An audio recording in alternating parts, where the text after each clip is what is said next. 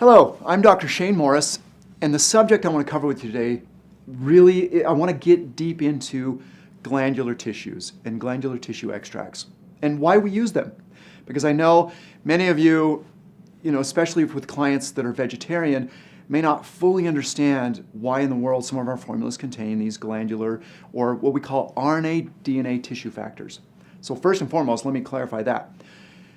When you see on a label RNA DNA tissue factors from adrenal gland or from central nervous system or from stomach or the duodenum, these are extracts of the actual glandular tissue from animals. For the most part, it's coming from bovine or porcine, cow and pig. And it is an extract because the first thing we have to do is when you harvest these glands, you have to get rid of all of the fatty type compounds which gets rid of any potential toxins. So you clean up the tissue. So it is a tissue extraction process. And what you want to save are a few very important macromolecules and micromolecules. What are those compounds that we save inside these tissue factors and these gland extracts? We want to save the RNA. We want to save the DNA. We want to save peptides and proteins and other small molecules that can be interestingly nutrition-based and or other uniquely based compounds. But today I want to focus on two categories for you. We have the peptide and or steroidal hormone-based compounds that can be saved in these extracts, as well as the RNA DNA, and specifically the RNA.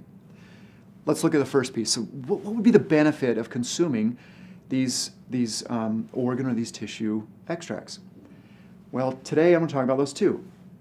When you think about it, one of the things that allows your body to recognize a particular nutrient or a particular hormone or a particular piece of DNA or RNA is where it's from. Your body knows where certain compounds belong because that's where they're made and that's where they're used. For example, let's talk about adrenal gland. When we look at adrenal hormones, when we harvest an adrenal gland, we are preserving some of those compounds in the form of peptides, in the form of steroidal. And when we consume this adrenal tissue, those types of compounds, those hormonal compounds, are going to be directed back to those tissues and to some of the tissues that we know that adrenal gland influences. And because of that, it helps us stimulate and otherwise supplement an adrenal or an HPA axis. Because we know with the adrenal corticoid or the cortisols and all these things that may be coming in through that extract, they're now going to be distributed and bind to those receptors and remind the body that we want to keep those tissues healthy. And we're either supplementing, giving a little bit of boost to the process, and or if they're overactive, having a little bit in the consumption of that tissue will give your brain a feedback loop, especially the hypothalamus pituitary, that, hey, we want to slow that down. So they work two ways simultaneously. It's a little bit of a paradox, but by having a little bit there can actually stimulate and maintain the tissue, or having a little bit there when there's already enough can also rebalance that feedback to bring it down a little bit. So there's this, we want to bring it back to balance. We don't want that pendulum too far in either direction, either too stressed or too weak. We want to bring it to the center, and that can happen when you supplement these types of tissue factors. That's the one aspect. The other aspect are what we call RNA DNA. And let's focus on the RNA. I'm going to have to give you a reminder about what is RNA. So we have in every cell DNA that your parents gave you. And from the DNA, we make RNA. And RNA then becomes protein. And the protein is what does all the work in your body. It's who you are. It's what all your enzymes are protein. All of your tissues are made out of protein. Who you are and what you look like are all the result of the genetic expression from DNA to RNA to protein is what you look like and are and behave and all the biochemistry. That's all from the protein, the end of the DNA line. DNA turns into protein and other things, but I'm oversimplifying. Right in the middle you see there's RNA. RNA is the intermediate. And the intermediate is interesting because if you shut down the intermediate, you don't make protein, and so you stop the process. It's what we call an epigenetic phenomenon. We can actually influence the genetic expression, not at the DNA level, not at the protein level, but we can do it at the RNA level. Now, this is going to be a difficult concept at first, but I do want to introduce you to it.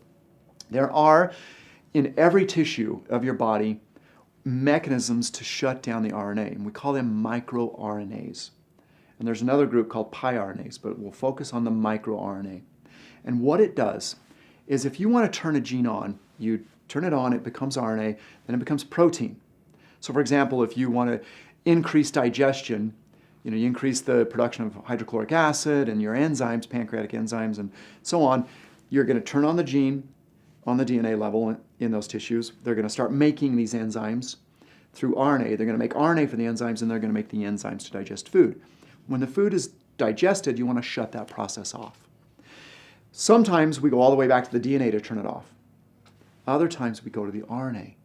And how we do that is your body also makes something called microRNAs. RNA is a single strand, like this finger.